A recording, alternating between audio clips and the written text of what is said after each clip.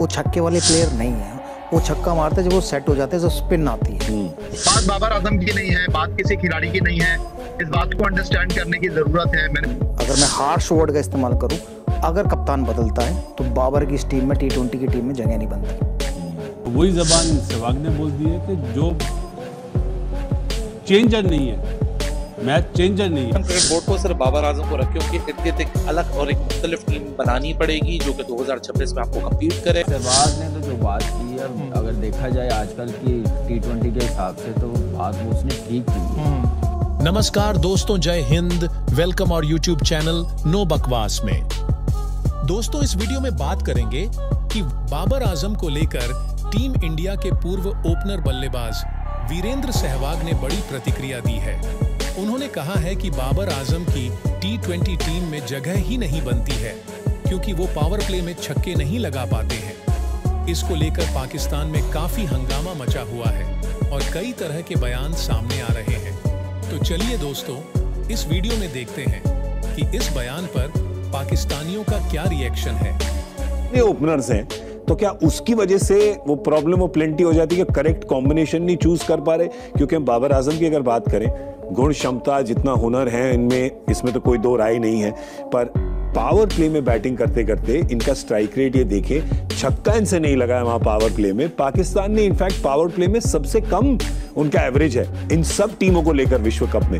तो कहीं पर ये ऊपर भी इनसे चूक रह रही। क्या हो रहा है कि इनको भरोसा नहीं लग रहा कि बाद के बल्लेबाज आ रहे हैं, या इनकी वो गेम ही नहीं है, या श्योरिटी नहीं है, कभी ओपन करे फिर 3 पे खेले पिछले मैच। क्या है यहाँ पे माजरा? तो मुझे लगता है उनका जो खेलने का अंदाज है वो वैसा ही है। वो छक्के वाले प्लेयर नहीं है। वो छक्का मारते जब वो सेट हो जाते हैं जब स्पिन आती है। तो मैंने नहीं देखा उन्हें फास्ट बॉलिंग में कदमों का इस्तेमाल करके उन्होंने छक्का मारा हो, या कवर्स के ऊपर या खड़े खड़े लप्पे मारे हो जो छक्के हुए हैं। वो उनका गेम नहीं है। वो गेम खेलते हैं, डाउन द ग्राउंड खेलते हैं, सेफ क्रिकेट खेलते हैं, इसलिए कंसिस्टेंट परफॉर्मेंस रन बनाते हैं। स्ट्राइक रेट उतना बेहतर नहीं है। बट मैं कहूँगा अगर आप लीडर हैं तो आपको ये सोचना पड़ेगा कि यार क्या ये गेम सही है मेरी टीम के लिए।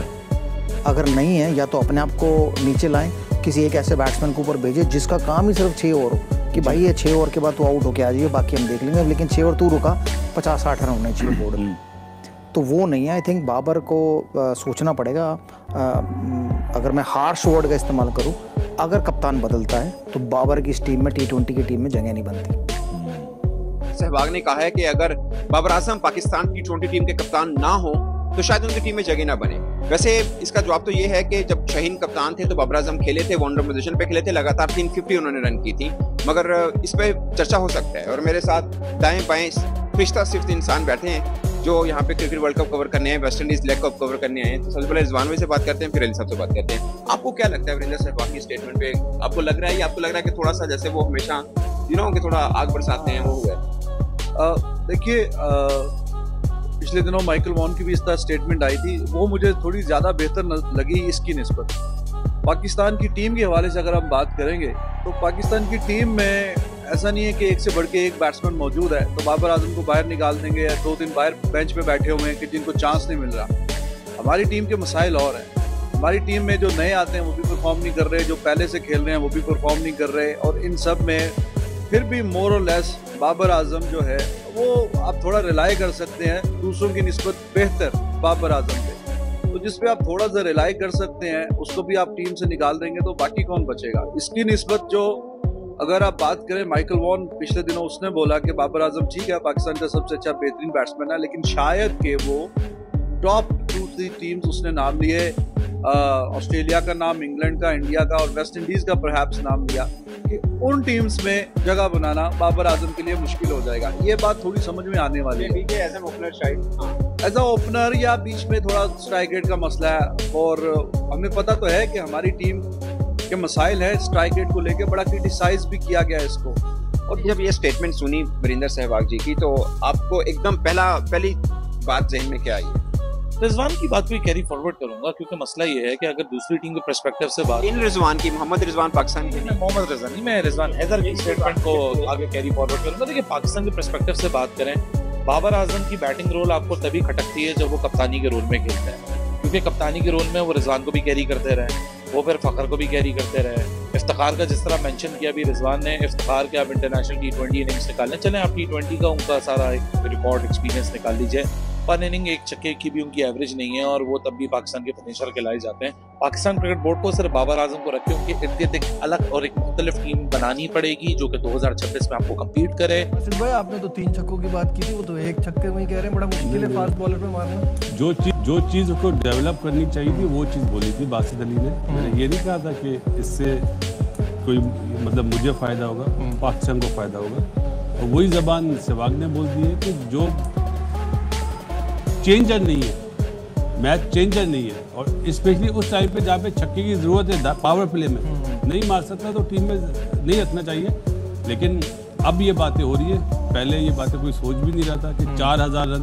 हमारा मसला ये ना, हम पर्सनल माइलस्टोन पे बहुत खुश हो जाए। रैंकिंग नंबर 1 पाकिस्तान रैंकिंग पे आ गया T20 की, या बाबर नंबर 1 बैट्समैन आ गया, या शाहिन नंबर 1 बॉलर आ गया। जिम्मेदार प्लेयर नहीं है, इसका जिम्मेदार बोर्ड है। आप उन चीजों को हाईलाइट करते मेरे हैं। भाई, आप सीरीज हारने का तो पूछते नहीं है। तो बोर्ड गुलाम बना हुआ है ना, प्लेयरों को ही गुलाम बना था ना। 10-12 का जो टोला था जिसमें अब दीवार बन चुकी है, दरार आ गई है। तो पहले जो बोर्ड था उन्होंने इन्हें उठाया था। अब दुनिया सब जानती है, अब तो दूसरे भी बोलने लगे। चलिए ये एक बड़ा इंपॉर्टेंट पॉइंट है, तीनों की राय जानना चाहूंगा। शाहिद साहब आप हटा देना मेन, अगर वो कप्तान नहीं है, जो कि वो नहीं होने चाहिए, वो तो बहुत उस पर बात हो गई। कप्तान नहीं है तो क्या बाबर की T20 टीम में जगह बनती है? नहीं, थोड़े हार्श वर्ड्स हैं सहवाग के। बाबर आजम एक नोन परफॉर्मर है, ठीक है, वो छक्के नहीं लगाता, वो बहुत ज़्यादा एग्रेसिव बैटिंग नहीं करता, उसका स्ट्राइक रेट ख़राब है, लेकिन ये चीज़ें ऐसी है जो इम्प्रूव कर सकता है। वो अभी इस साल अक्टूबर में वो 30 साल का होगा, उसके पास अभी 4-5 साल एटलीस्ट T20 क्रिकेट के लिए मौजूद है, तो उसको अपने आप को चेंज करना होगा। विराट कोहली के लिए ये कहा जा रहा था कि जी 120 का स्ट्राइक रेट, 124 का स्ट्राइक रेट, उसने इस IPL में 150 का स्ट्राइक रेट किया। आपके पास PSL है, आपके पास बायलैटरल सीरीज के मैचेस हैं, आप उसमें अपनी कारकर्दगी इंप्रूव करें, अपना स्ट्राइक रेट इंप्रूव करें।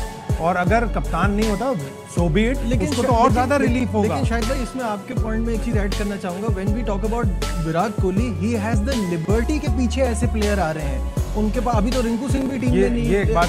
रिंकू सिंह हो जाते, हार्दिक हो जाते, सूर्या कुमार, हमारा मिडिल ऑर्डर बिल्कुल भी, मैं एक स्टैट देख रहा था कि 5 साल में हमने 27 प्लेयर 3 से 7 नंबर पर आजमाए, इंडिया ने 32 आजमाए। लेकिन इंडिया के पास एक स्टेबिलिटी है, वो अपने 7 प्लेयरों को, और वो ODI की क्रिकेट के और T20 के क्रिकेट के प्लेयर अलग अलग रखते हैं। उन्होंने ईशान किशन को नहीं लिया, उन्होंने KL राहुल को नहीं लिया, उन्होंने श्रेयस अय्यर को नहीं लिया। ये वो प्लेयर्स हैं जो थोड़ा सेट होने में टाइम लेते हैं, इसलिए वो ODI क्रिकेट के लिए सूटेबल है, लेकिन T20 क्रिकेट के लिए। एक सवाल पूछना चाहूंगा, 5 साल में कितने प्लेयर? 5 साल में पाकिस्तान ने 27 प्लेयर आजमाए, इंडिया ने 32 आजमाए। और ओपनर कितने आजमाए? ओपनर अब वो एक स्टेट बिल्कुल डिफरेंट है, हमने इतने ओपनर नहीं आजमाए। सहवाग ने तो जो बात की है, अगर देखा जाए आजकल की T20 के हिसाब से, तो बात वो उसने ठीक की है, क्योंकि वो खुद इतना बड़ा प्लेयर था। उसने तो आगे टेस्ट मैच में भी ऐसा एग्रेसिव खेलता था, एक क्रिकेट चेंज की है उसने और जय सूर्या ने आके। तो मेरे ख्याल से आजकल मैं इस चीज़ पे नहीं जाऊँगा कि वो टीम का हिस्सा ना होता, क्योंकि उसने रन करके दिए हैं, परफॉर्मेंस करके दिए हैं। मसला क्या आया कि हमने वो प्लेयर्स डेवलप नहीं की, कंपटीशन टीम में रखा ही नहीं, जो बाबर को आके थोड़ा टफ टाइम देते कि भाई पुश करते। अगर बाबर 3 वर्ल्ड कप खेला, 7 छक्के मारे, तो इसका मतलब है कि टीम मैनेजमेंट, बाबर कप्तान था, तो ये उसकी वीकनेस है कि उसने टीम में कंपटीशन रखा नहीं। जैसे बात की है कि ओपनर्स इतने हमने रखे हैं, मिड ऑर्डर को इतना चांस दिया, वो चांस आपके सामने किन लड़कों को दिया? गलत इन्वेस्टमेंट की है बाबर ने, पाकिस्तान क्रिकेट बोर्ड ने, सिलेक्टरों ने।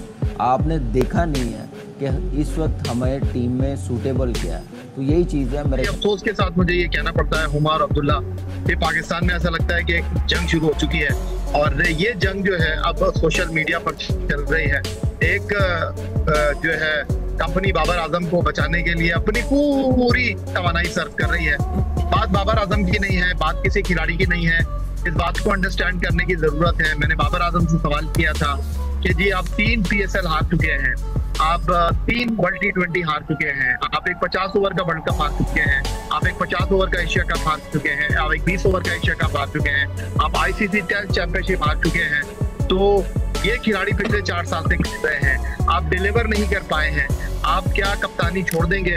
तो उन्होंने मुझे बड़े तहम्मुल के साथ जवाब दिया कि बिल्कुल अगर बोर्ड चाहेगा तो मैं कप्तानी मतलब मैं खुद नहीं छोड़ूंगा, बोर्ड चाहेगा तो मैं छोड़ दूंगा। मुझे ये बताइएगा कि सोशल मीडिया पर ज़ाहिर है उनको यहाँ तक पहुँचाया भी गया और उनकी अपनी परफॉर्मेंस भी थी, वो एक बेहतरीन बल्लेबाज हैं, उनके अपने पर्सनल रिकॉर्ड्स भी हैं, लेकिन you know, ये बड़ी साइंस है now to project somebody as a saviour या उसका इमेज इतना लार्जर देन लाइफ बना देना। और इस चीज़ें देख रहे हैं, ये बाकायदा PR फर्म्स हायर की गई होती हैं इन खिलाड़ियों की तरफ से जो इनके हक में ट्वीट्स करती हैं या मीम्स शेयर करती हैं या कोट्स बनाती हैं या इनके वीडियोस निकाल के प्रोजेक्ट करती हैं। बिल्कुल ठीक है अब्दुल्ला। और एक टाइम पर जब हम ये बात करते थे तो लोग इस बात को समझने के लिए तैयार नहीं थे, प्रोपेगेंडे की बात की जाती थी, एजेंडे की बात की जाती थी। मैं कोई बहस में नहीं जाना चाहता।